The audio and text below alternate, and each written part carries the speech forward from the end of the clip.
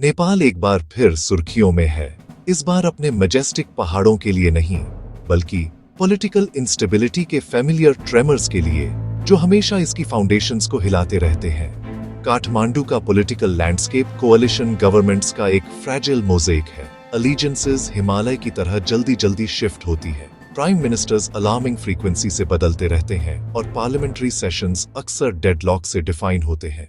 Perpetual transition का यह environment fertile ground है, जिस पर सस्पिशन और स्पेक्यूलेशन पनपते हैं। जब कोई सरकार स्टेबिलिटी या क्लियर डायरेक्शन नहीं दे पाती, तो लोग स्वाभाविक रूप से अपने देश की वोज के लिए एक्सटर्नल एक्सप्लेनेशंस खोजना शुरू कर देते हैं।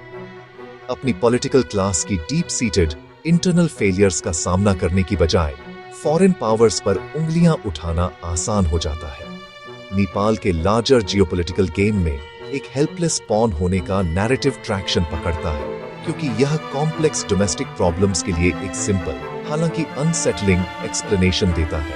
यह पर्सिस्टेंट इंस्टेबिलिटी सिर्फ एक पॉलिटिकल इश्यू नहीं है, यह वही लेंस है जिसके माध्यम से कई नेपाली अब बाहरी दुनिया के साथ अपने संबंध को देखते हैं, खासकर अपने जायंट नेबर्स और डिस्टेंट ग्लोबल पावर्स के साथ। हाल के न्यूज साइकिल्स में प्रोटेस्ट्स, शिफ्टिंग कोalition डायनामिक्स और फॉरेन फंडेड प्रोजेक्ट्स पर डिबेट्स का बोलबाला रहा है। उदाहरण के लिए, मिलेनियम चैलेंज कॉरपोरेशन कॉम्पैक्ट जैसे प्रोजेक्ट्स का रैटिफिकेशन और इम्प्लीमेंटेशन, जो यूनाइटेड स्टेट्स से एक सिग्निफिकेंट ग्रांट था, को फियर्स पब्लिक डिबेट और स्ट्रीट प्रोटेस्ट्स का सामना करना पड़ा।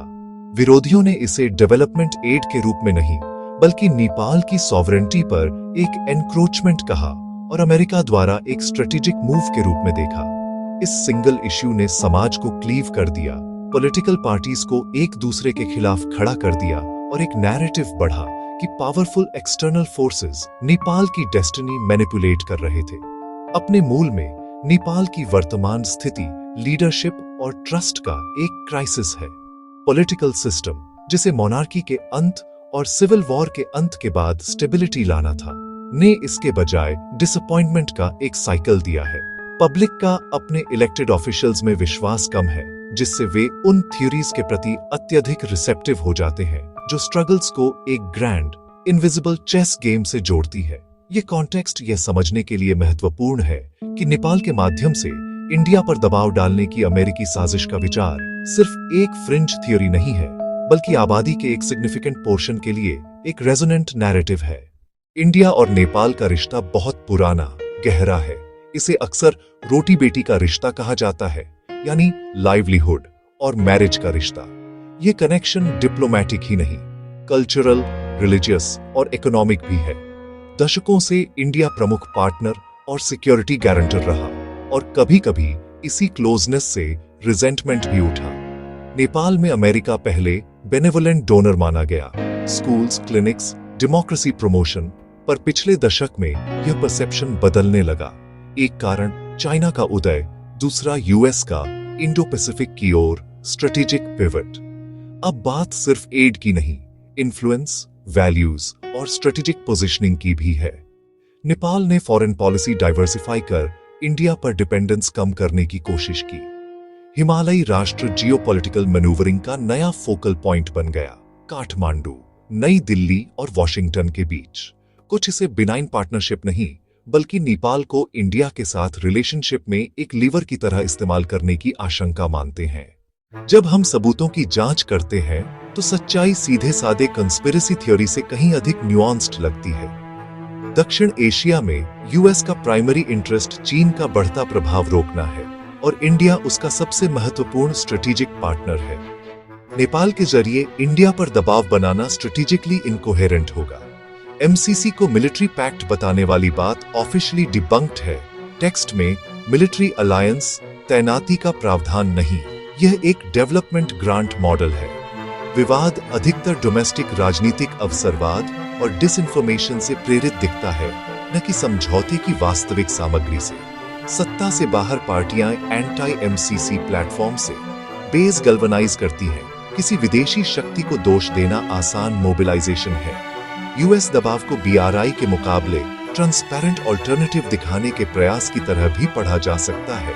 लक्ष्य चीन से इन्फ्लुएंस कंपटीशन है, इंडिया को कमजोर करना नहीं। यह नैरेटिव नेपाल के कई घरेलू एक्टर्स के हितों को साधता है। अमेरिकी साजिश का नैरेटिव आंतरिक विफलताओं, भ्रष्टाचार और लीडरशिप क्राइसिस से ध्यान भटकाता है। आखिर में नेपाल के इंडिया और अमेरिका के बीच एक ग्रैंड कॉन्स्पिरेसी में फंसे होने का नैरेटिव एक ओवर सिंप्लिफिकेशन है जो देश की वास्तविक और गहरी चुनौतियों को छिपाता है। पुरानी राजनीतिक अस्थिरता और गवर्नेंस का संकट, पार्टिजन गेन को नेशनल इंटरेस्ट से ऊपर रखने से पॉलिसी पैरालिसिस, भ्रष्टाचार रैम्पेंट है जिससे जनता का विश्वास और संसाधन दोनों बर्बाद होते हैं। यही आंतरिक विफलताएं नेपाल को बाहरी प्रभाव के प्रति संवेदनशील बनाती हैं, उल्टा नहीं। तनाव और कॉन्स्पिरेसीज के असली लाभार्थी घरेलू राजनीतिक खिलाड़ी और कुछ हद तक क्षेत्रीय प्रतिद्वंद्वी हैं जो अस्थिरता पर पनपते हैं। लगातार उथल-पुथल नेपाल को प्लेइंग फील्ड बनाए रखती है। कॉन्फिडेंट प्लेयर बनने के लिए घर मजबूत करना होगा। आगे का रास्ता लॉन्ग टर्म इकोनॉमिक डेवलपमेंट पर सहमति, भ्रष्टाचार पर अंकुश के लिए प्रशासनिक सुधार और बैलेंस्ड फॉरेन पॉलिसी, किसी का प्रॉक्सी बने बिना मजबूत लोकतांत्रिक संस्थाएं बनाना सर्वोपरि है। ऊर्जा नेताओं को जवाबदेह ठहराने और गुड गवर्नेंस की मांग में लगनी चाहिए। निष्कर्ष, नेपाल जियोपॉलिटिकल थिएटर है, पर इंडिया पर दबाव की विशिष्ट अमेरिकी साजिश अतिरंजित लगती है। असली चुनौती भीतर है और समाधान भी।